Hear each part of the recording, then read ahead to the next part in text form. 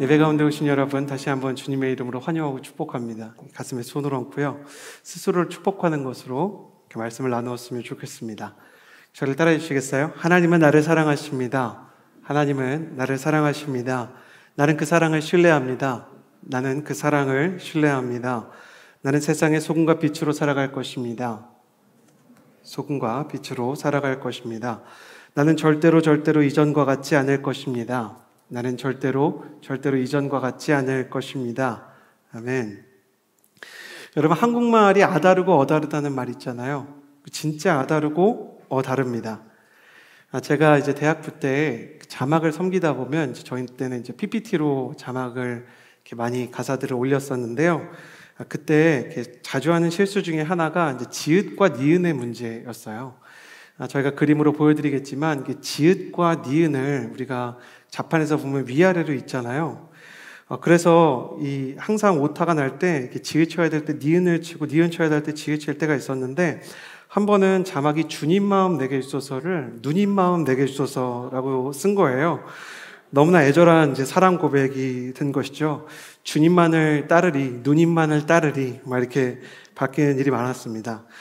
그리고 화요 성령 집회를 하는데 한 번은 신실한 하나님이란 찬양이 있는데 왜 빨리 치면 바뀔 때가 있잖아요. 받침이 실신한 하나님이라고 친 거예요. 그래서 오타 하나로 하나님을 실신시켜버린 일이 있었습니다. 이 정도는 약하더라고요. 하루는 운전하면서 107.7 대한민국에서 가장 청취율 높은 라디오 중에 하나인 컬투쇼를 듣고 있는데 자막에 대한 사연이 나오는 거예요. 그래서 너무너무 흥미롭게 들었습니다. 정찬호 씨랑 김태균 씨가 나와서 교회 자막 치다가 오타를 냈다는데 그 오타 하나로 기독교의 정체성을 흔들었다는 거예요. 여러분, 이런 찬양 아세요? 예수는 왕, 예수는 주. 근데 딱 하나 더 쳐서 이렇게 쳐버렸어요. 예수는 왕, 예수는 중. 예수님을 중으로 만들어버리는 오타를 이렇게 일으켰다. 파급력이 큰 아다르고 어다른 언어의 능력을 보게 됩니다. 우리말은 작은 변화로 큰 차이를 낳을 수가 있습니다. 그래서 오늘 말씀은 아다르고 어다른 언어의 세상 속에서 우리가 어떻게 말을 하는 것이, 어떻게 언어를 쓰는 것이 지혜롭고 언어를 선용할 수 있는 방법인지에 대해서 함께 고민해보는 시간을 가지고자 합니다. 야고보서는 믿음의 본질에 대해서 이야기하면서 믿음과 행함이 뗄 수 없고 함께 가야 되는 것이다 라고 이야기하죠. 믿음이 물론 중요하지만 믿음이 있다는 것을 증거로 행함과 실천이 드러나게 되고 삶을 통해서 그 믿음이 증명되게 된다라는 이야기를 하다가 말로 옮겨지게 됩니다. 왜 갑자기 말에 대한 이야기를 하는가? 그것은 말이 우리의 행동의 가장 첫 번째 구간이기 때문입니다. 말이 행동을 낳고 행동은 결과를 낳게 되어 있는 것이죠. 그렇기 때문에 사단도 이 원리를 잘 알고 이 말에 대해서 공격을 하는 일들이 얼마나 많은지 모릅니다. 오늘 말씀 5절 하반절에서 8절까지의 말씀을 보면 말을 잘못 사용하면 어떤 일이 일어나는지에 대해서 비유적으로 이렇게 말하고 있습니다. 우리 5절에 보십시오부터 같이 한번 읽어보면 좋겠는데요. 5절 하반절 함께 읽도록 하겠습니다. 8절까지의 말씀을 같이 읽겠습니다. 시작. 보십시오. 얼마나 작은 불씨가 얼마나 많은 나무를 태웁니까? 혀는 불입니다. 혀는 우리 지체 안에 있는 불의의 세계이며 온몸을 더럽히며 인생의 바퀴를 불사르며 지옥불에 의해 불살라집니다. 모든 종류의 짐승이나 새나 벌레나 바다 생물은 길들여질 수 있어 사람에게 길들여져 왔습니다. 그러나 혀는 아무도 길들일 수 없습니다. 혀는 지칠 줄 모르는 악이요 죽이는 독이 가득한 것입니다. 우리가 언어에 대해서 늘 생각해야 되는 것은 언어는 매우 영적인 속성을 가지고 있고 그렇기 때문에 이 언어의 세계를 점유하기 위한 영적인 전쟁에 있다는 것입니다. 히틀러가 집권을 했을 당시 여러분 혹시 알고 계세요? 히틀러가 처음 집권했을 때 그의 지지율은 높지 않았습니다. 그런데 어떻게 지지율도 낮았던 히틀러가 독일 민족을 하나로 묶어서 2차 세계대전이라는 어마어마한 전쟁을 일으키고 뿐만 아니라 600만 명의 유대인을 학살하는 말도 안 되는 학살의 지지를 받는 사람이 될 수 있었을까요? 많은 이유가 있지만 그것은 히틀러의 곁에 가짜 뉴스와 선동의 아버지였던 괴벨스라는 사람이 있었기 때문입니다. 지금도 우리가 정치에서 가짜 뉴스나 흑색 선전, 상대에 대한 네거티브 전략들을 쓰는 선동을 프로파간다라고 부르잖아요. 이 프로파간다라는 말이 최초로 사용되었던 사람이 이 히틀러의 이 언론 정보관이라 그럴까요? 언론 기획자라 그럴까요? 이 괴벨스라는 사람에 의해서 만들어졌어요. 괴벨스가 참모가 되고 나서요, 이 사람은 히틀러에 대한 모든 홍보와 선전과 연설과 히틀러의 이미지를 만드는 모든 전략에 기획을 맡게 됩니다. 핵심 참모죠. 이 사람이 가장 먼저 했던 일은 당시에는 TV처럼 고가였던 라디오를 집집마다 거의 무상으로 제공해 준 겁니다. 사람들은 예나 지금이나 무상으로 준다 그러면 좋아하니까 별 거부감 없이 이것들을 받아들였는데요. 그 다음에 그 라디오를 통해 히틀러의 정적들에 대한 가짜뉴스와 루머를 끊임없이 퍼뜨렸습니다. 이 괴벨스가 남긴 말은 지금도 굉장히 충격적인 말이 되었는데요. 실제로 지금도 쓰임을 받는 가장 더러운 정치판의 전략으로 남아 있습니다. 한번 들어보시겠어요? 거짓말을 하면 처음엔 사람들이 부정하고 그 다음에는 사람들이 이 거짓말에 대해 의심하겠지만 이 거짓말을 일관되게 끊임없이 반복하면 결국 많은 대중들이 믿게 할 수 있다. 일단 정적에 대해서는 가짜뉴스와 루머를 끊임없이 퍼뜨려라. 그 사람이 이것에 대해서 해명한다고 해도 이미 때는 늦었고 그 이미지는 추락했을 것이다. 사람들을 움직이고 싶다면 100%의 거짓말을 하지 마라. 90%의 진실에 10%의 거짓말을 섞어서 뿌리면 된다. 사람을 선동하고 싶다면 가장 먼저 해야 되는 일은 사람을 분노하게 하는 것이다. 사회에 대한 분노나 특정 종교, 특정 민족에 대한 혐오는 이성을 마비시키고 대중을 열광시키는 효과가 있다. 유명한 말 중에 하나인데요. 또 정의로운 자가 승리하는 것이 아니라 승리한 자가 정의로운 것이다. 이것이 모두 괴벨사 한 사람이 만들어낸 논리였습니다. 그러니까 유대인을 악마화시키는 것, 히틀러가 처음에는 적은 지지율로 당선이 되었지만 히틀러의 정적들에 대해 온갖 루머와 흑색 선전과 집집마다 보급한 라디오를 가지고 사람들을 선동한 결과로 그 독일 땅 안에 히틀러의 정적이라는 게 아예 다 사라져버린 뒤였던 것입니다. 그러나 이렇게도 당당했던 괴벨스는 2차 세계대전이 독일의 패망으로 점차 막을 내리고 있을 때 히틀러가 자살한 바로 다음 날 포위된 벙커 안에서 자신뿐만 아니라 아내와 자신의 6명의 아이들과 모두 함께 동반 자살을 하는 끔찍한 운명에 처하게 되었습니다.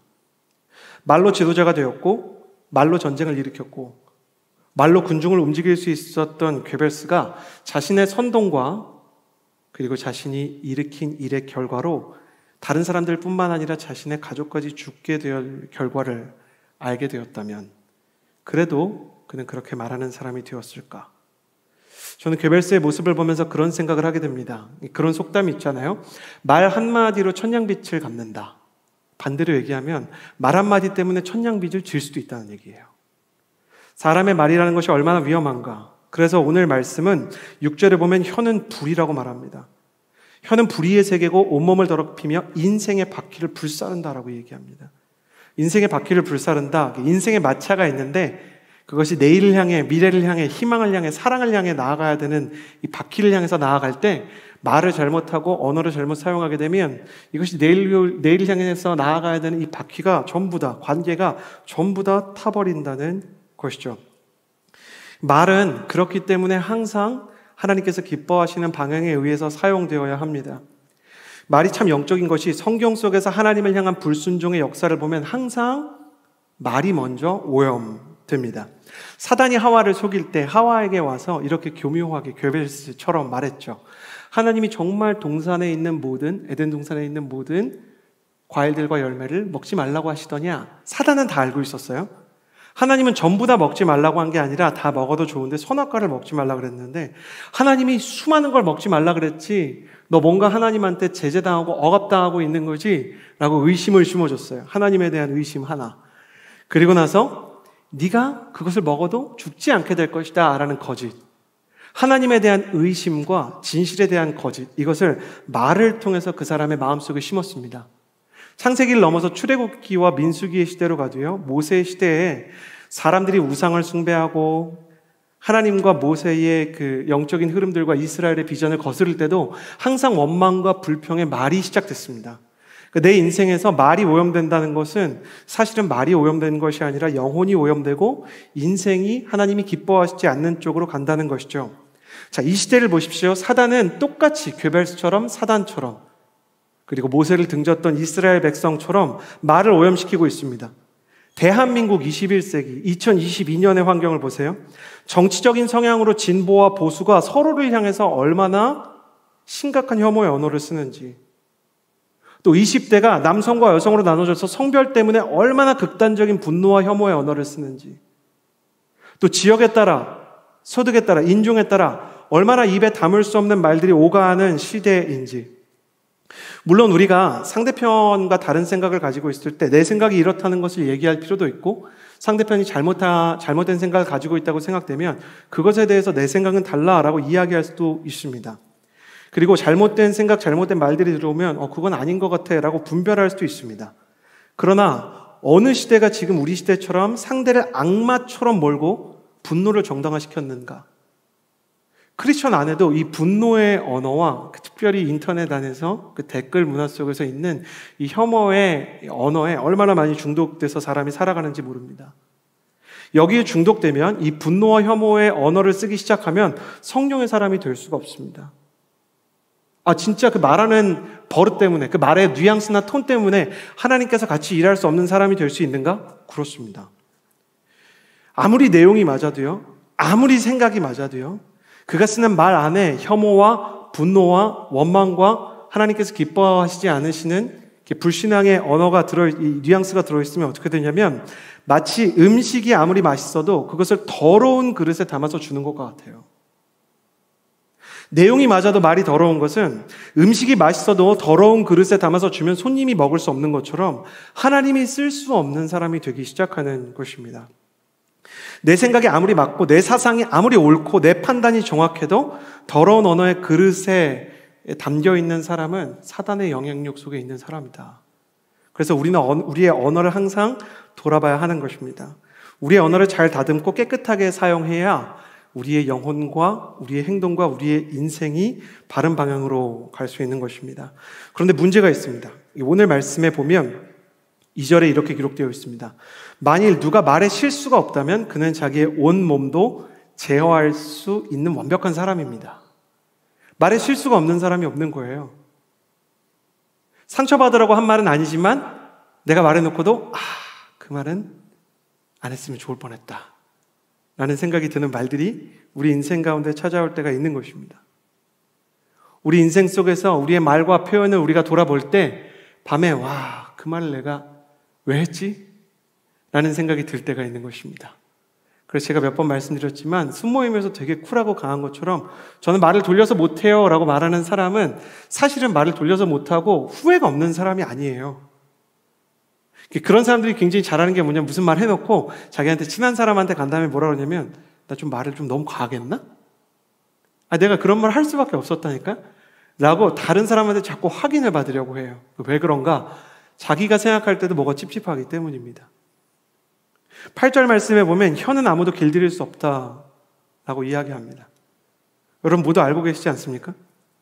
만약에 내가 쓴 댓글들과 내가 인터넷에 쓴 글들이 모조리 실명 처리가 된다면 사회에 많은 사람들이 얼굴을 들고 다니지 못할 정도로 잘못된 말을 쓰는 사람들이 있을 것입니다. 우리가 뒤에서 누군가에 대해서 말한 것을 당사자가 알게 된다면 우리가 참 부끄러울 만한 상황들이 누구에게나 일어날 수 있다라는 것입니다. 성경은 누군가를 정죄하기 위해서가 아니라 진실을 말하기 위해서 이렇게 기록합니다. 누구나 말에 대해서 실수할 수 있고 누구나 자신의 말을 다 길들일 수는 없다. 그러나 그것을 그대로 살아도 괜찮아 라고 이해해서는 곤란합니다. 앞서 이야기한 것처럼 그 실수에는 대가가 있기 때문입니다. 그렇다면 실수를 안 할 수도 없고 성경과 하나님이 사람이 말을 실수할 수밖에 없다라고 얘기할 정도로 우리가 연약하다면 그 연약함의 대가로 너무 가혹한 이 운명의 인생의 그 쓰디쓴 열매를 먹지 않을 수 없는, 우리의 인생 가운데 후회하지 않을 수 없는 안타까운 결과와 그리고 상처를 받지 않을 수 없는 운명으로 우리는 그냥 떨어질 수밖에 없을까? 우리의 삶과 우리의 언어를 바꾸는 방법은 없을까? 오늘 말씀을 통해서 하나님께서 언어를 바꿀 수 있는 방법을 알려주신다는 것을 살펴보기를 원합니다. 어떻게 하면 우리의 언어가 좀 바뀔 수 있을까? 11절에서 12절의 말씀을 같이 한번 읽어보겠습니다. 11절에서 12절 함께 읽겠습니다. 시작. 샘이 어떻게 한 구멍에서 단물과 짠물을 낼 수 있습니까? 내 형제들이여, 무화과 나무가 올리브 열매를 맺거나 포도나무가 무화과 열매를 맺을 수 있습니까? 이처럼 짠물 내는 샘이 단물을 낼 수 없습니다. 한 샘에서 좋은 물과 나쁜 물이 나올 수 없고, 한 나무에서 무화과 열매와 포도 열매가 동시에 맺힐 수 없다. 왜 갑자기 성경이 이런 얘기를 하냐면, 사람이 말을 하는 것을 보면 그 말 이면에 사람의 마음과 영혼이 있는데, 쉽게 말하면 마음과 영혼이 깨끗해지면 그의 말도 깨끗해질 것이다. 그러니까 말이 잘못되어 있다는 것은, 요즘에 오미크론에 감염된 사람들이 미각을 잃거나 아니면 기침을 하거나 이렇게 이상현상이 나타나는 것처럼 하나의 이상현상이고, 이 이상현상을 잡기 위해서는 증상이 아니라 이 오미크론이라는 질병을 잡아야 되는 것처럼 내면과 영혼을 먼저 붙잡아야 된다, 이렇게 얘기하는 것이죠. 마음이 바뀌어야 된다, 영혼이 바뀌어야 된다. 그래서 하나님께서는 우리의 마음과 영혼을 바꾸기 위해 제자들에게 사도행전에서 뭘 보내셨냐면 성령님을 보내셨어요. 성령, 거룩한 영이라는 것은 우리의 영혼 가운데 오셔서 우리의 영혼을 변화시키시고, 또 우리의 마음 가운데 오셔서 우리의 마음을 변화시키시는 하나님의 영이시죠. 그 성령님께서 오셔서 첫 번째로 행하셨던 기적은 안진뱅이를 일으킨 것도 아니고 죽은 사람을 살린 것도 아니고 눈먼 자의 눈을 뜨게 한 것도 아닙니다. 성령님께서 처음으로 이 땅에서 행하셨던, 사도행전에서 성령님께서 처음 행하셨던 기적은 뭐냐면 언어를 바꿔주는 것이었어요. 사도행전 2장 4절의 말씀을 한번 볼까요? 여러분이 많이 아시는 말씀입니다. 같이 한번 읽어보겠습니다. 시작.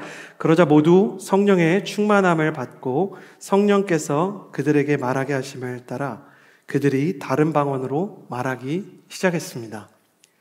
이 말씀을 볼 때 사람들은 와, 배우지 않아 외국어를 했대. 이게 너무 임팩트가 있는 거예요. 저도 어릴 때 그래서 하나님, 내가 공부는 열심히 하지 않지만 영어하는 방언을 주시면 좋겠습니다, 막 이런 기도 했던 기억이 납니다. 근데 우리는 다른 언어, 배우지 않은 말을 했다는 게 너무 신기해서 그 방언을 했다는 것에 이렇게 주안점을 둡니다. 혹은 기도할 때 하나님, 나도 방언을 좀 해보고 싶습니다. 어떤 사람은 방언하고 나서 기도 시간이 2시간, 3시간으로 늘어났다는데 나도 한번 오랫동안 기도해보고 싶습니다, 그런 이야기를 하는데, 그것도 물론 중요하지만 그것보다 더 중요한 메시지는 뭐냐면 사도행전 2장 4절을 다시 한번 보여주시겠어요? 사도들이 성령의 충만함을 받고요, 성령께서 그들에게 말하게 하심을 따라서 말했다, 이렇게 얘기해요. 너무 아름다운 말씀 아닙니까? 성령께서 말하게 하심을 따라 사도들이 말하기 시작했다라는 거예요. 사도행전 최초의 기적은 뭐냐면 하나님께서 쓰실 만한 하늘의 언어가 사람에게 이식되는 것이었어요. 사람이 땅에 살면서 하늘의 언어를 쓰는 하나님의 언어 습관을 닮아가게 되었다는 것입니다. 여러분, 특별히 이렇게 말을 못하는 컴플렉스가 있거나 말을 좀 부드럽게 하고 싶고 지혜롭게 하고 싶고 따뜻하게 하고 싶어서 언어의 봄과 같은 따뜻한 온기를 가지기 원하는 분들 아멘 하시길 바라는데 축복합니다. 저는 여러분의 언어 가운데 하늘의 언어, 하나님의 말이 임하게 되기를 주님의 이름으로 축복합니다. 여러분이 누군가한테 말할 때 언어의 온도가 높아서 너무 따뜻했으면 좋겠습니다. 여러분이 누군가한테 이야기할 때 그 말이 생명의 언어, 봄바람과 같은 위로의 언어가 되었으면 좋겠습니다. 성령 충만한 사람에게 가장 먼저 찾아오는 변화는 언어의 변화입니다. 여러분의 언어 가운데 변화가 있게 되기를 바라는 것이죠. 어떤 사람이 성령 충만한지를 알 수 있는 리트머스는 앞서 이야기한 것처럼 말이 하나님의 언어를 따라가느냐 아니면 세상의 언어를 따라가느냐. 여러분이 하늘의 언어, 성령의 언어를 사용하기를 축복하는데요. 그렇다면 하늘의 언어는 무엇인가? 저는 오늘 말씀을 통해 하나님의 언어, 성령의 언어, 하늘의 언어의 특징 3가지를 여러분과 나누고자 합니다. 3절에서 5절 상반절까지의 말씀을 읽겠습니다. 함께 읽겠습니다. 시작. 우리는 말들을 길들이려고 그 입에 재갈을 물려서 말들을 다 끌고 갑니다. 보십시오. 그렇게 큰 배들이 거센 바람에 밀려가지만 항해 사는 작은 키 하나로 방향을 잡아갑니다. 이와 같이 혀도 작은 지체이지만 큰 것을 자랑합니다. 하나님께서 허락하신 성령님의 말, 하늘의 언어의 첫 번째 특징은 내일을 여는 비전의 언어라는 것입니다. 성령의 언어를 받은 사람은 성령님과 함께 나의 내일을 움직이고 나의 내일을 만들어가는 영적인 언어를 사용합니다. 자, 3절에서 5절 상반절 야고보서의 말씀을 보면 길들여지지 않은 야생마도요, 입에 물린 재갈을 통해서 컨트롤을 하기 시작하죠. 입에 재갈을 물리기 시작하면 사람보다 훨씬 힘이 센 말들이 사람의 컨트롤에 따라 움직이기 시작합니다. 사람이 살고 있는 집채보다 더 큰 배들도요, 항해사의 손에 잡힌 작은 키에 의해서 그 방향이 결정됩니다. 성경은 이처럼 사람의 입술에서 나오는 말이 그 사람의 인생의 항해, 그 사람의 내일의 방향을 결정한다라고 기록하고 있습니다. 영적으로 이야기하자면 이런 말입니다. 우리가 쓰고 있는 말과 언어의 방향이 우리의 내일의 방향을 결정하는 것입니다. 여러분, 이것은요, 예수님을 믿지 않는 사람들에게도 굉장히 중요한 가르침입니다. 성경에서 계시된 이 진리라는 것은요, 두 갈래로 나눠지거든요. 하나는 특별 계시고 다른 하나는 일반 계시예요. 그러니까 일반 계시라는 것은 중력의 법칙이나 아니면 우리가 생각하는 조석간만의 차이와 같이 예수님을 믿지 않는 사람들도 발견하게 되는 것이고요. 특별 계시는 오직 예수님을 믿는 사람에게만 계시되는 영역인데, 하나님께서 주신 이 언어의 힘에 대한 것은 일반적인 사람들에게도 관측되는 일반 계시의 측면이 있어요. 스포츠계의 명문팀들이 있어요. 그러니까 야구나 축구나 미식축구나 그 명문팀들은 막대한 금액을 가지고 있기 때문에 승리를 위해서 좋은 선수를 데려오는데 그 돈을 아끼질 않습니다. 뿐만 아니라 좋은 코치진을 영입하려고 하는데 명문팀일수록 반드시 비워두지 않는 이 코치직이 있습니다. 그게 뭐냐면 멘탈 코치라는 자리예요. 멘탈 코치는 선수들이 사람이잖아요. 기계가 아니다 보니까 그 상처를 겪거나 아니면 부상을 겪거나 아니면 그 사람이 이렇게 가지고 있는 어떤 정신적인 문제 때문에 슬럼프가 찾아올 때가 있는데 이 선수의 멘탈을 잘 회복시켜서 슬럼프를 탈출시키고 기량을 회복시키는 사람이에요. 미국에서 전설적인 멘탈 코치를 뽑으라고 하면 트레버 모어와드라는 사람이 있거든요. 이 사람은 멘탈 코치들의 스승, 멘탈 코치들의 멘탈 코치다라고 말할 정도로 굉장히 영향력 있는 사람이에요. 이 사람이 TV 토크쇼에 나와서 이제 당신이 가지고 있는 멘탈 코치로서의 가장 중요한 무기를 좀 얘기해 줄 수 있겠습니까? 그러니까 많은 게 있는데 하나를 얘기하고 싶다. 자기들은 과학적인 원리와 경험적인 이 통계를 가지고 일을 하는데 조지타운과 프리스틴 모라, 하버드의 연구를 통해서 스포츠 선수들이 농담으로라도 실수에 대해서 주고받는 것이 실제 실수를 7배 정도 더 많이 유발한다는 것을 통계적으로 발견했다, 이렇게 얘기해요. 그러니까 많은 대학교와 그 스포츠 팀들이 공동으로 연구를 하기 시작한 거예요. 라커룸에서 그들이 경기에 나가기 전에 아니면 인터뷰를 할 때 왜 미국 사회나 유럽 사회에서 이렇게 농담 잘하잖아요. 최악의 상황은 이런 거겠죠. 한 선수가 미국의 월드 시리즈 이제 7번 경기를 해서 이제 동부팀과 서부팀이 이제 결승을 치러가지고 우승팀을 가리는 경기에서 1루수 선수가 우리 팀이 우승하겠죠. 물론 뭐 최악의 실수가 일어난다면 제 가랑이 사이로 볼이 빠져가지고 그게 경기를 결정하면 뭐 최악이겠죠. 그런 농담을 했다가 진짜 그 일이 일어난 거예요.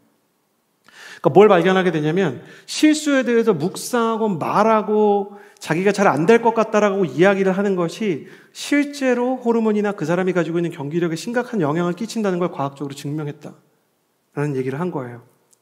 자, 이와 같이 말과 그 사람이 가지고 있는 컨디션과 그 사람의 내일의 방향이 연관되어 있다는 것이 스포츠계에서 얼마나 중요한지 피겨의 전설 김연아 선수에게도 이런 일이 있었어요. 코치였던 사람 중에 그 유명한 브라이언 오서라는 명코치가 있죠. 이 사람이 김연아 선수를 봤는데 기량 자체는 유소년 중에 김연아 선수만큼 뛰어난 사람이 없는 거예요.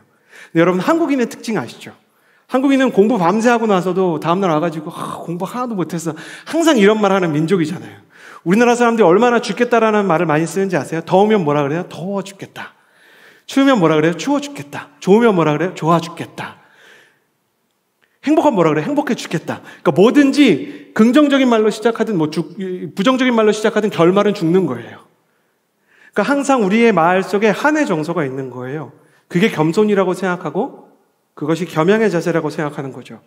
그러니까 김연아 선수에게도 어떤 버릇이 있었냐면 자기가 실패했던 점프를 자꾸 생각하는 버릇이 있는 거죠. 그리고 그거에 대해서 말하는 거예요. 코치한테, 브라이언 오서한테 와서 제가 저번에 트리플 악셀 할 때 실수했어요. 제가 저번에 스핀을 할 때 너무 어지러워서 균형을 잘 잡지 못했어요. 그랬더니 브라이언 오서 코치가 이런 이야기를 했다 그래요. 너 올림픽 봤지? 네, 선생님 봤어요. 올림픽에서 선수가 나올 때 그 시즌 최저 기록을 보여주는 거 본 적 있어요, 나야? 그런 적 없어요. 여러분 아시죠? 올림픽에 딱 나오면 그 선수의 시즌 베스트 레코드가 뭡니다. 이 선수가 최근에 보여줬던 가장 좋은 점수는 몇 점입니다. 이 얘기를 하잖아요. 이게 스포츠의 기본이야. 승리하고 싶다면 최악의 모습에 대해서 상상하고 얘기하는 걸 그만둬야 돼. 네가 정말 승리하고 싶고 좋은 결과를 내고 싶다면 네가 제일 잘 뛰었던 점프만 얘기하고 그것만 생각해야 돼. 그것이 여러분과 제가 모두 아는 것처럼 빙상여제라고 말할 만큼 강철 같은 멘탈을 만드는데 가장 큰 힘이 되었다. 김연아 선수가 이렇게 이야기를 한 것입니다. 이러한 일은 다시 한번 얘기하지만 성경 속에서 이미 계시되었던 것입니다. 하나님께서 말씀으로 세상을 창조하셨어요. 하나님의 말이 먼저 있었고 그 다음에 세상이 창조됩니다. 하나님의 말은 결과를 낳는 것이죠. 성경은 하나님을 약속의 하나님이라고 불러요. 그건 뭐냐면 하나님의 약속이 먼저 있고 그 약속의 성취가 따라간다는 것이에요. 정리하자면 하나님의 말씀은 하나님이 만드실 내일의 방향을 보여주는 것입니다. 성경은 인간이 하나님의 형상으로 창조되었다고 이야기합니다. 그것은 하나님의 말씀이 하나님께서 만드실 내일의 방향을 보여주듯이 우리 인간의 언어도 우리의 내일의 방향을 만들어가는 이정표가 된다는 것입니다. 그러므로 우리의 언어가 세상의 언어와 달라야 되고 성령님의 언어를 닮아가면서 하나님께서 하실 만한 내일의 선포를 쫓아가는 훈련을 해야 되는 것입니다. 사도행전 2장 11절에 보면 성령의 언어가 임했다 아까 이야기했잖아요. 사람들이 방언을 얘기한 데서 끝나지 않고 그 기록을 추적해 가면 사람들이 막 방언을 하니까 이렇게 크게 기도하기 시작했어요. 중요한 걸 배우죠. 방언을 하면 기도 소리가 커집니다. 막 자신감이 붙어요. 그래서 막 크게 기도하기 시작하거든요. 그러니까 크게 기도를 했는데 너무 크게 기도하기 시작하니까 사람들이 이렇게 지나가다가 함성 소리 같은 게 나고 큰 기도 소리가 나니까 이렇게 안 그런 사람도 있지만 무슨 소리 나면 뭐야 그리고 이렇게 가서 꼭 보는 사람 있잖아요. 우리나라 사람들처럼 싸움 구경 나면 우리 이렇게 길거리 가다가 뒤에 이렇게 숨어서 보는 것처럼 사람들이 이제 마가의 다락방에 올라와 본 거예요.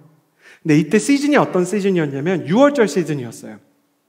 6월절에서 오순절 넘어가는 시즌인데 이때는 해외에 이민 갔던 유대 사람들이 다 예루살렘으로 와서 예루살렘에 사람이 되게 많을 때예요.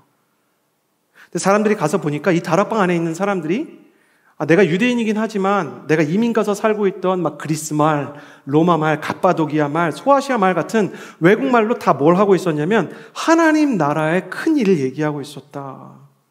이렇게 이야기를 합니다. 여기서 하나님의 큰 일을 직역하면 원래는 무슨 뜻이냐면 이 사람들이 하나님의 큰 계획을 말하기 시작한 거예요. 하나님께서 앞으로 이런 일을 하실 것입니다. 그래서 방언을 통변하는 사람들, 방언에 정말 은사가 있어서 그것을 이렇게 통변하는 사람들이 통변할 때 보면 그 사람이 하나님의 큰 일을 얘기하는 걸 들을 때가 있어요. 막 어린아이가 기도를 하는데 하나님께서 이 나라에 이렇게 통합을 가져오고 이 나라에 통일을 주실 것입니다. 막 6살짜리가 그런 방언을 하는 거 저 어릴 때 본 적 있어요. 나라를 위해서 기도하는데 5살, 6살짜리 아이들도 울면서 성령 안에서 기도를 하는 거예요.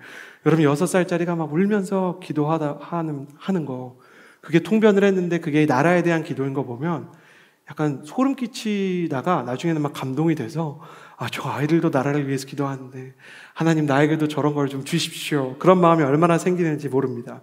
우리는 성령의 언어, 하늘의 언어를 통해서 이런 걸 배우게 됩니다. 처음 얘기한 것처럼 내일을 여는 비전의 언어가 있다는 겁니다. 하나님께서 가지고 있는 계획을 선포하는 비전이 있다는 것입니다. 저는 축복합니다. 여러분의 언어 가운데 여러분의 내일을 여는 하나님의 비전의 언어가 심기게 되기를 주님의 이름으로 축복합니다. 여러분이 기도하다가 예배하다가 설교를 이렇게 쓰다가 내가 하나님께 어떻게 쓰임받게 될지 또 내가 연약하고 부족하지만 하나님께서 나를 통해서 얼마나 많은 사람들을 고치고 회복시키실지에 대한 꿈이 생기고 비전이 생기고 여러분의 내일에 대한 설레임이 생기게 되는 회복의 언어가 여러분의 입술 가운데 임하게 되기를 주님의 이름으로 축복합니다. 말이 씨앗이 된다라는 말이 씨가 된다는 말은 참 좋은 말입니다. 참 지혜로운 말입니다. 여러분 세상의 것을 심으면 세상의 절망이 납니다. 그리고 성령님의 것을 심으면 성령의 언어를 통해 성령의 열매가 맺히게 되는 것입니다. 저는 여러분의 그 비전의 언어를 통해서 여러분의 비전이 성취되기를 주님의 이름으로 축복합니다. 하나님께 기도하면서 여러분의 기도의 방향을 이렇게 기도했으면 좋겠습니다. 하나님, 내 인생의 내일에 대해서 내가 뭐라고 기도해야 될지 알게 해주십시오. 내 생각은 이렇습니다. 그리고 내 계획은 이렇습니다. 내 느낌은 이렇습니다. 별로 좋지 않습니다. 저의 능력에 대해서, 저의 외모에 대해서, 저의 집안에 대해서 안 좋은 생각들이 많이 있습니다. 그러나 하나님께서 보실 때는 다르다면 하나님께서 보실 때는 나를 향한 하나님의 큰 계획이 있다면 하나님께서 나의 기도의 방향을 하나님께서 원하시는 방향으로 바꿔주시고 비전의 언어, 내일을 여는 꿈의 언어, 하나님께서 기뻐하시는 하늘의 언어를 말할 수 있게 해주십시오. 그렇게 기도할 수 있는 하나님의 사람이 되기를 주님의 이름으로 축복합니다. 그래서 하나님께서 여러분과 함께 그 기도의 시간을 마련해 주시고 여러분 안에서 성령을 부어주셔서 여러분이 기도하게 하실 때 내가 왜 이런 기도를 하고 있는 거지? 내가 왜 이런 비전에 대해서, 이런 꿈에 대해서, 나는 나 자신에 대해서 자신이 없는데, 나는 나 자신을 볼 때 한심해 보이고 초라해 보이는데 어떻게 이렇게 큰 꿈에 대해서 기도하고 있는 거지? 스스로의 기도에 대해서 좀 놀라게 되기를 주님의 이름으로 축복합니다. 어떤 땐 기도하다가 여러분 그런 생각이 들 수 있습니다. 내가 이거 하나님의 큰 꿈에 대해서 기도하게 되는데 자꾸만 이거 이렇게 기도하면 안 되는 거 아닌가? 내가 너무 욕심 부리는 거 아닌가? 내가 너무 나 자신에 대해서 긍정적으로 보는 거 아닌가? 그런 생각이 들어올 때 걱정하지 마십시오. 여러분 기억해야 되는 건 기도는 기도를 통해서 배우게 되어 있습니다. 우리의 기도는 우리의 생각으로 만들어가는 게 아니라 기도하면서 배우는 것이기 때문에 하나님, 내가 만약에 잘못 기도하고 있으면 성령님께서 나의 기도의 방향을 잡아달라고 기도하십시오. 그러면 제가 장담하는데 여러분의 인생 가운데 하나님의 크고 특별하고 아름다운 내일에 대한 계획이 하나하나 드러나게 될 줄을 믿습니다. 여러분 하나님에 대해서 완전히 받아들이지 못하는 사람들 보면 하나님에 대해서 제한하는 게 많아요. 하나님을 제한하지 마십시오. 여러분이 아무리 연약해도 하나님께서는 무한하신 분이시기 때문에 여러분이 믿기 시작하고 여러분이 하나님 앞에 순종하기 시작하면 연약한 나를 통해서도 하나님은 하나님의 일을 이루실 수 있다는 것을 여러분이 믿을 수 있게 되기를 주님의 이름으로 축복합니다. 그래서 하늘의 언어, 내일을 여는 비전의 언어가 여러분에게 있게 되기를 바랍니다. 두 번째, 9절에서 10절의 말씀을 같이 한번 읽어보기를 원합니다. 9절에서 10절 함께 읽겠습니다. 시작. 우리는 혀로 주와 아버지를 찬양하기도 하고 또 그것으로 하나님의 형상을 따라 지음받은 사람을 저주하기도 합니다. 찬양과 저주가 한 입에서 나오니 내 형제들이여 그래서는 안 됩니다. 야고보서를 보면 하나님을 믿는 사람들이라면 축복과 저주를 번갈아 가면서 말하면 안 되고 축복과 하늘의 언어, 하나님께서 기뻐하시는 언어를 써야 된다라고 이야기합니다. 여기에서 우리가 볼 수 있는 하나님의 언어, 성령님의 언어의 두 번째 특징은 저주를 깨는 축복의 언어라는 것입니다. 사랑하는 여러분, 저는 여러분의 말들을 통해서 여러분의 가정과 여러분의 일터와 사회와 관계 가운데 그 저주와 분열과 혐오가 깨어지고 그리고 사랑과 축복이 가득하게 되기를 주님의 이름으로 축복합니다. 이 사회를 좀 보세요. 말이 얼마나 오염되어 있는지 여러분은 아직 잘 모르실 수 있을 것 같아요. 근데 이렇게 나이가 좀 들기 시작하면 조미료가 많이 들어간 음식을 먹으면 소화가 잘 안 돼요. 그리고 입이 너무 텁텁하고 물을 자꾸 마셔야 되고 양치를 했는데도 뭔가 이렇게 남아있어요. 뭔가 이렇게 좋지 않은 게. 젊어서 잘 모르시죠? 제가 여러분처럼 20대일 때는 새벽 1시에 치킨 한 마리를 먹어도 잠자는데 아무런 문제가 없었어요. 근데 나이가 좀 들면서 보니까 몸에 좋은 걸 찾게 되는 거예요. 그래서 건강에 좋은 음식이 뭔지, 몸에 좋다 그러면 누가 몸에 좋은 음식을 이게 사무실 맞은편 막 이렇게 데스크에서 얘기하고 있으면 귀가 점점 그쪽으로 가게 돼요. 그래서 제가 요즘에 그런다 그랬더니 저희 아내가 여보 그거 나이 들어서 그래 그랬지만 저는 좋은 점이 있다고 생각해요. 드디어 제가 맛있는 음식도 음식이지만 건강한 것들에 귀를 기울이게 된 거예요.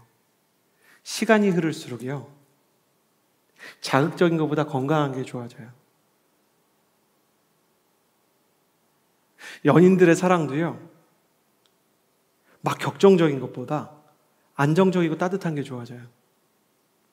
마치 차를 처음에 타가지고 너무 추우면 히터를 막 최대한 틀거든요. 막 30도까지 틀어요.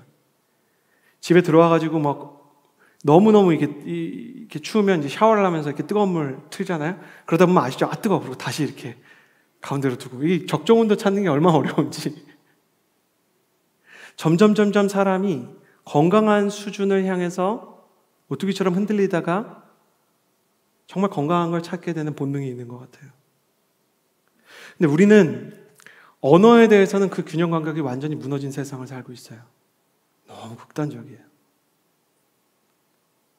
너무 사람들을 미워하고 분노하고 저주해요. 나와 생각이 다르고 입장이 다르고 처지가 다른 사람들을 얼마나 쉽게 깨뜨리고 뭉개뜨리는 세상 속에 살아가는지 몰라요. 신약시대에도 유대인과 이방인 사이에, 또 부자와 가난한 사람 사이에, 배운 사람과 못 배운 사람 사이에 이렇게 보이지 않는 차별과 혐오의 언어들이 가득했어요. 심지어 제자들 안에서도 경쟁심이 발동해서 비교의식과 열등감이 발동해서 누가 더 큰 자인가에 대해서 경쟁하며 서로를 공격하는 어휘들이 있었어요. 전 참 이렇게 한심하면서도 위로를 받는 게 뭐냐면, 예수님이 부활하셨거든요. 베드로한테 젊어서는 네가 원하는 대로 다녔지만 네가 나이가 들어서는 네가 원치 않은 대로 띠뛰고 이리로 저리로 끌려다닐 것이다. 그러니까 베드로가 딱 알아들어요. 아, 내가 순교하는구나. 그러면 저라면 그걸 물어봤을 것 같아요. 많이 아픈가요? 그러니까 제가 혹시 순교하려다가 도망가진 않나요? 이런 게 궁금하잖아요. 그래서 저 대학 때 지금도 그 얘기 하는 거 들었는데, 한 번에 순교하면 어떻게 하겠는데 막 고문하면 힘들 것 같다 막 이런 얘기 하고, 우리 막 그런 얘기 하는 것처럼 우리의 연약함을 이렇게 얘기할 때 있잖아요. 그런 게 궁금할 것 같은데, 베드로는 진짜 대단한 사람이에요. 부활한 예수님을 보고도 라이벌 관계에 있었던 요한한테 오케이, 저 순교합니까? 일단 이거 받고 얘도 순교했으면 좋겠습니다. 이렇게 얘기해요. 가만히 있는 요한한테 이 사람은 어떻게 됩니까? 이거 물어봐요. 그 정도로 경쟁을 하던 관계에 있었던 베드로와 요한이 성령의 충만을 받아요. 성령의 충만을 받고 나니까 어떻게 되냐면 서로 죽고 못 사는 축복의 관계, 동역의 관계, 기도의 파트너의 관계가 돼요.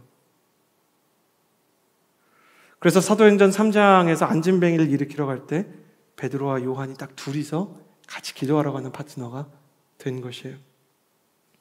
하나님의 언어는 갈등과 상처를 봉합하는 능력이 있어요. 하늘의 언어는 저주를 이기는 축복의 언어가 있어요. 우리가 세상을 볼 때는 저주의 언어가 더 강한 것처럼 보입니다. 우리가 세상을 살아갈 때는 분노의 언어가, 혐오의 언어가 강한 것처럼 보입니다. 그러나 그런 언어를 쓰는 사람의 운명은 잘 나가야 괴벨습니다. 끝내는 남도 죽이고 자기 가족도 죽이게 되는 것이죠. 그래서 저는 설교를 할 때 가장 많이 기도하는 것이, 하나님 오늘 내 입에서 성령의 언어, 하늘의 언어와 축복의 언어가 흘러나오게 해주십시오 라고 기도합니다. 여러분도 그렇게 기도하게 되기를 바랍니다.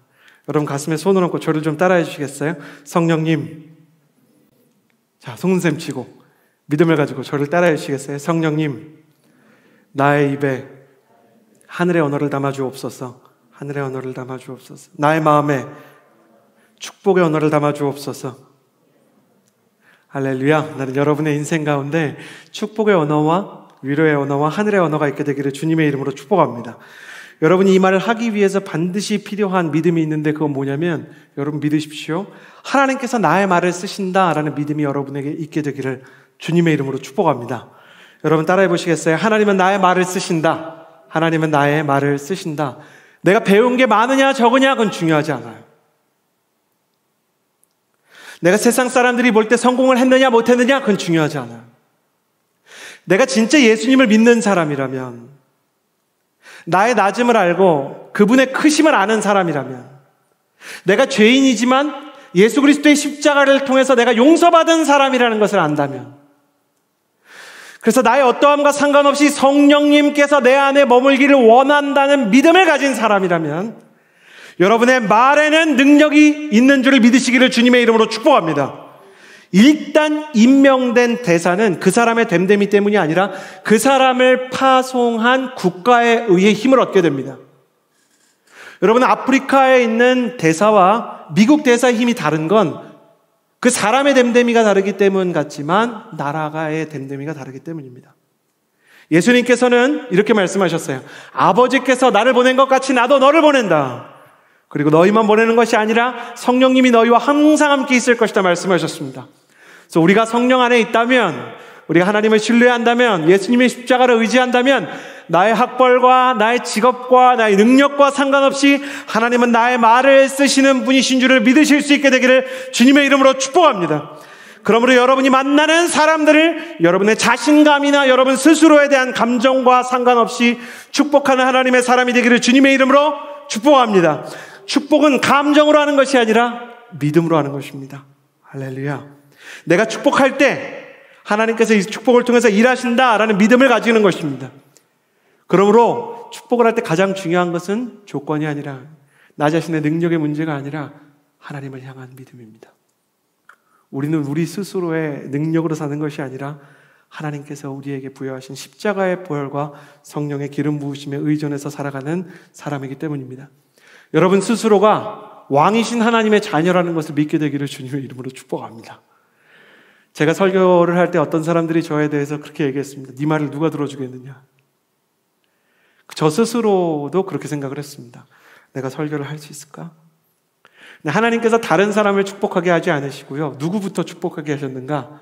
하나님이 나를 축복하게 하셨어요. 나를 온전히 축복하지 않는 사람이 축복을 할 땐 참 힘이 없어요. 왜 그런가? 나를 축복하지 않기 때문이 아니라 나를 축복하지 않는 사람은 사실은 그 축복에 대한 믿음이 없는 사람이기 때문이에요. 나는 그래서 여러분이 믿음 안에서 여러분 자신을 축복하는 사람이 되기를 주님의 이름으로 축복합니다. 제가 맨날 설교할 때마다 스스로 축복하잖아요. 하나님은 나를 사랑하십니다. 나는 그 사랑 안에 있습니다. 나는 세상의 빛과 소금으로 살아갈 것입니다. 나는 절대로 이전과 같지 않을 것입니다. 그렇게 선포할 때 저는 여러분을 생각하는 게 아니라 저 자신을 생각합니다. 하나님, 저는 약하지만, 저는 부족하지만 제가 말을 잘하고 못하고의 문제가 아니라 하나님께서 나와 함께 가주셔서, 하나님께서 나의 말을 통해서 역사하셔서, 하나님께서 이 시간 나와 함께 서주셔서 성령의 언어가 각 사람의 영혼을 움직이게 하여 주옵소서. 어거스틴은 그렇게 얘기했어요. 웅변가의 말은 사람의 귀를 움직여도 성령의 사람의 말은 영혼을 움직인다고 그랬어요. 말을 잘하고 못하고의 문제가 아닙니다.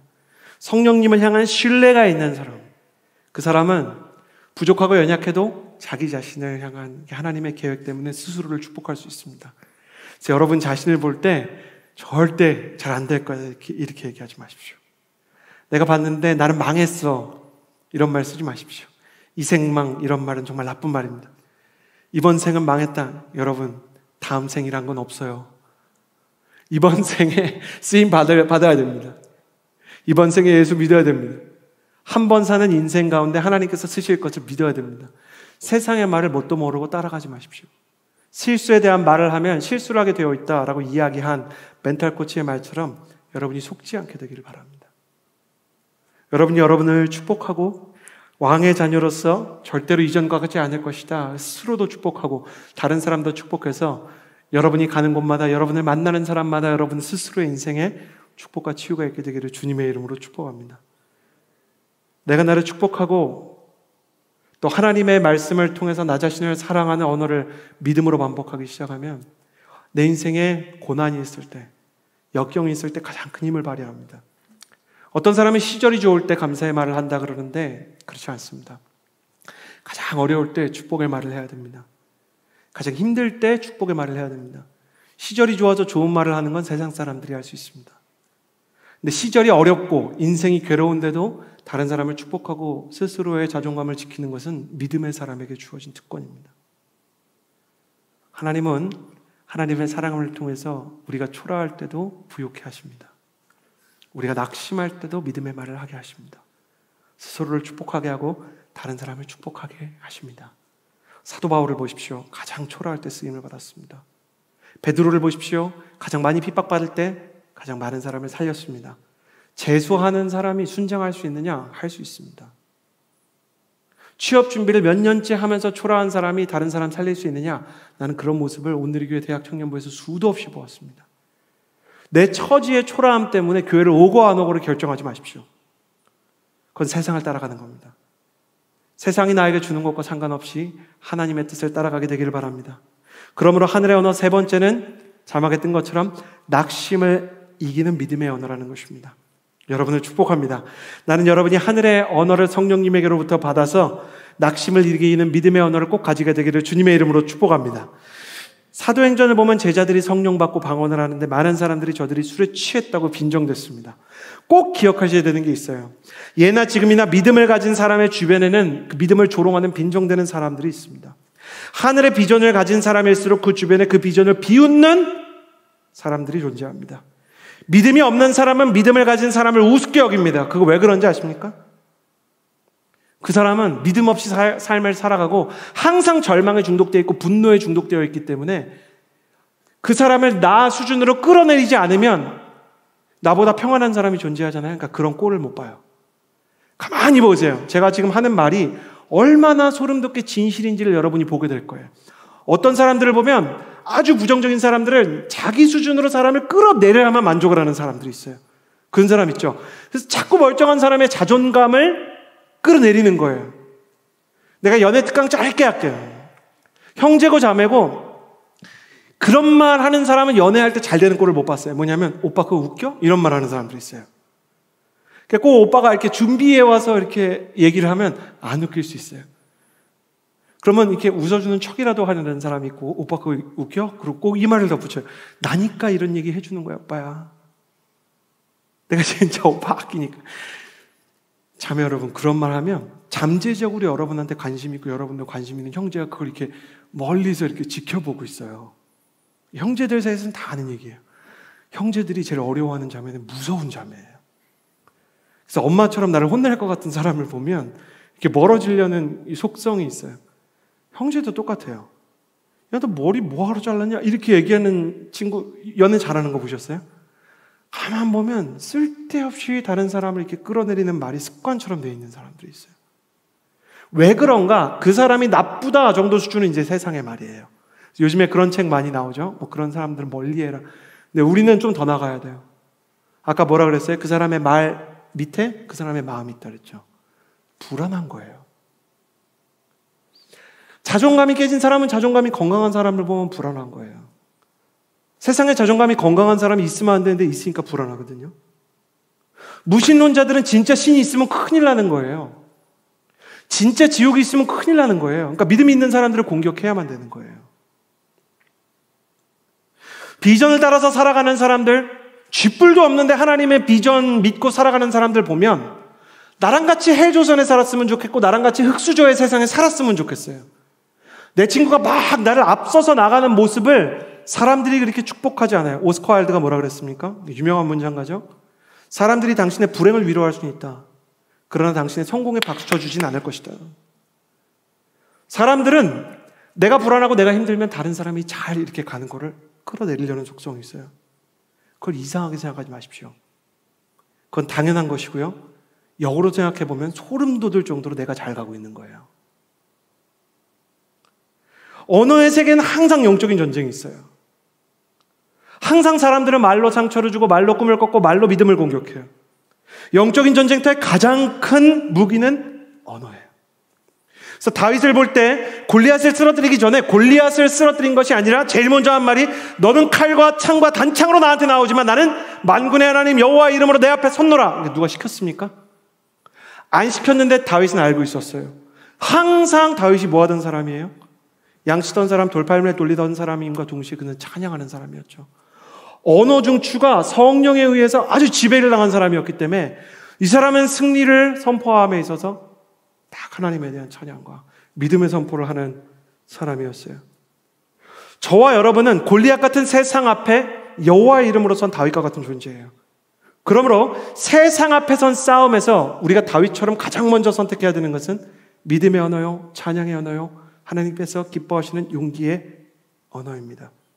세상은 앞으로도 일평생 당신의 믿음의 언어를 꺾으려 갈 것입니다. 너 그 나이 먹도록 뭐 했냐?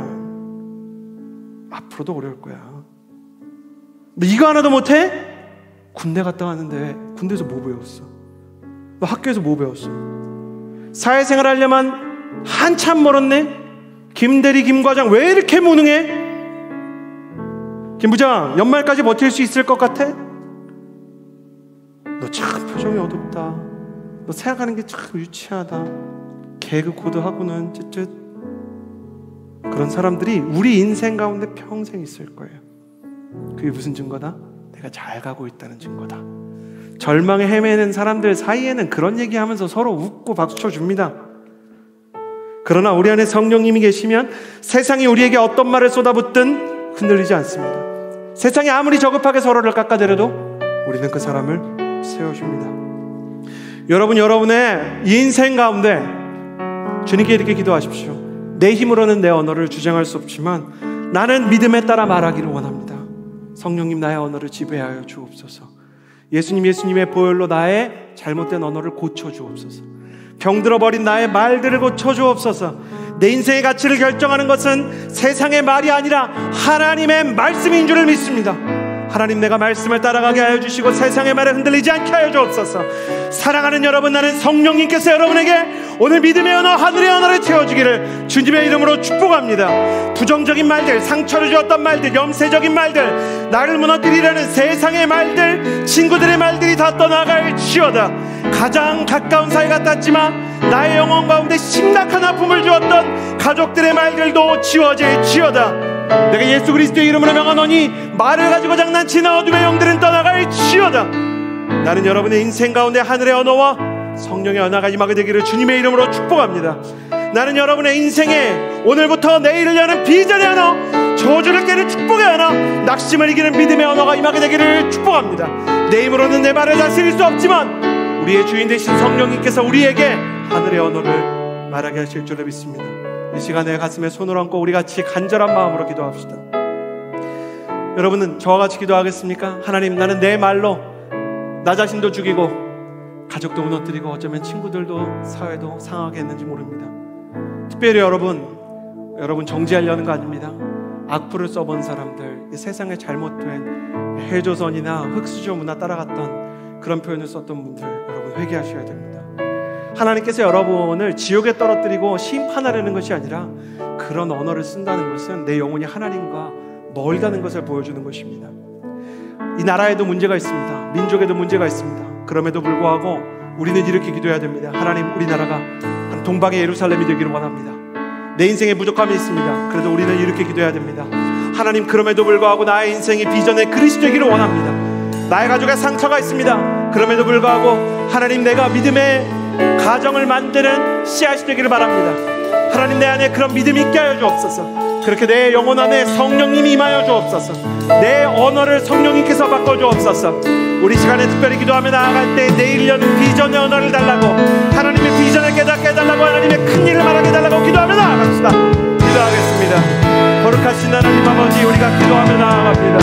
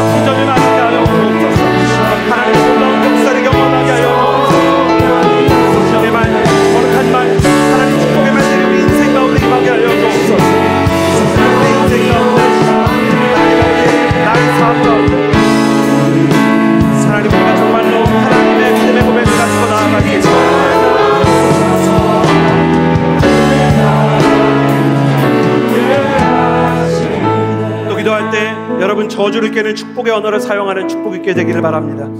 내 힘으로는 세상의 저주의 언어에 휩쓸려가지만 성령님께서는 그 급류에서 우리를 꺼내서 축복의 언어로 우리를 회복시키십니다. 특별히 하나님께서 제 마음 가운데 주시는 것은 여러분의 인스타그램과 SNS 계정에 글을 쓸 때 세상의 언어와 세상의 절망의 말들과 우울함의 말들을 버리라 말씀하십니다. 여러분이 포스팅 하나를 할 때도 믿음 안에서 쓰게 되기를 주님의 이름으로 축복합니다. 여러분이 사람에게 카카오톡 메시지를 보낼 때도 격려와 축복의 말을 쓸 수 있게 되기를 바랍니다. 여러분이 이모티콘 하나를 보낼 때도 조롱하지 않게 되기를 바랍니다. 이 시간에 기도하며 나아갈 때 하나님 아버지, 나를 축복의 통로로 사용하여 주옵소서. 내가 감정적으로 미워하는 사람, 마음이 어려운 사람에 대해서 이야기할 때도 차라리 침묵할지언정 저주하지 않게 하여 주옵소서. 하나님, 내 입에서 저주는 떠나고 축복과 치유의 언어가 흘러나오게 하여 주셔서 하나님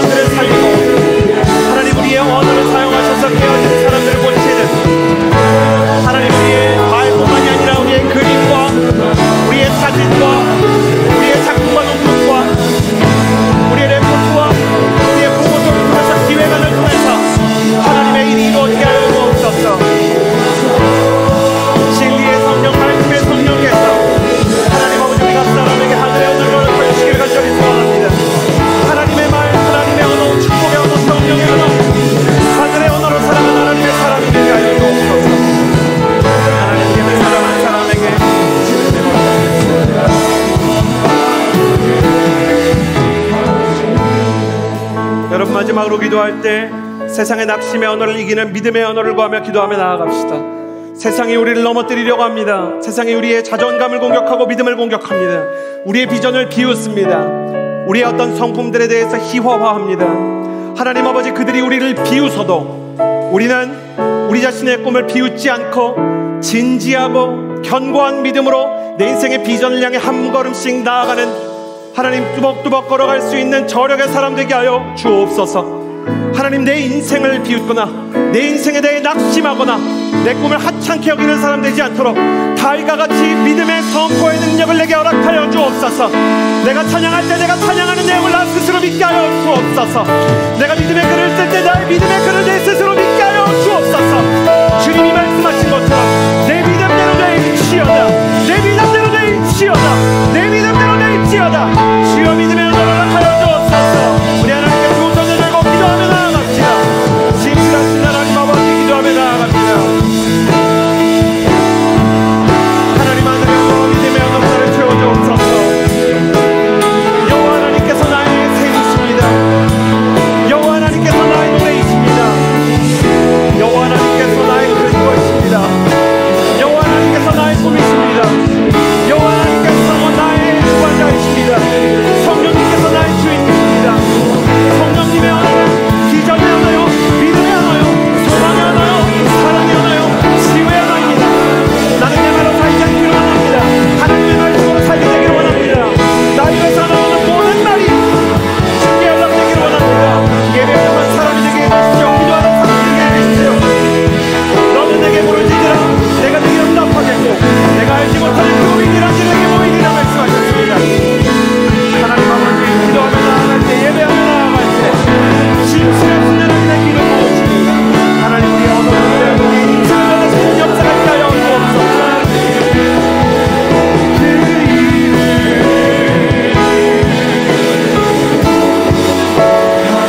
주님의 말씀은 강하고 견고한 공로이며 주님의 말씀이 나의 영혼의 피난처이십니다.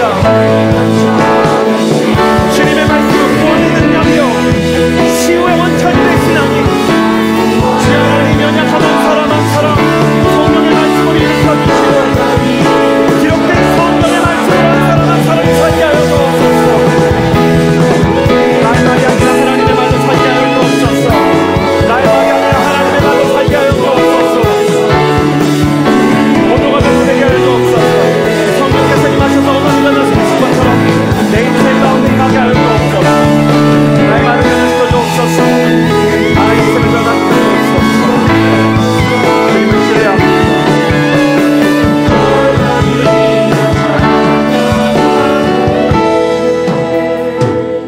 그 이름 예수 그리스도, 그 이름 때문에, 성령 하나님 한 분 때문에 무수한 군중의, 무수한 내 주변의 사람들의 조롱을 이겨낼 수 있다 성경이 이야기합니다. 온 세상이 나를 버리고 세상 사람들 모두가 나를 비웃어도 하나님의 비전은 이루어질 줄을 믿습니다. 하나님께서 내 안에 주신 믿음은 사라지지 않을 줄을 믿습니다. 다윗이 골리앗 앞에 섰을 때 누구도 다윗에 대해 기대하지 않았지만 다윗에게는 하나님의 말이 있었고 하늘의 언어가 있었고 믿음이 있었고 성령의 능력이 있었습니다.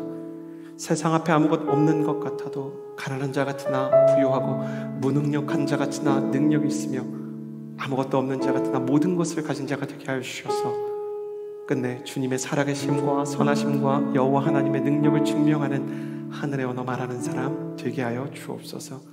그렇게 하실 주님을 신뢰하며 예수님의 이름으로 기도드렸습니다.